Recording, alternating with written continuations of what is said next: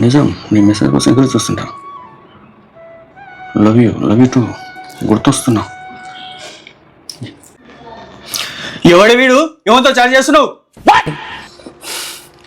ముందు ఆ ఫోన్ ఎవరిదో తెలుసుకో.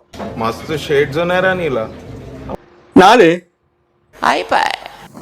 అద్దల్ది తీయనా? అంటే ముందు తీ.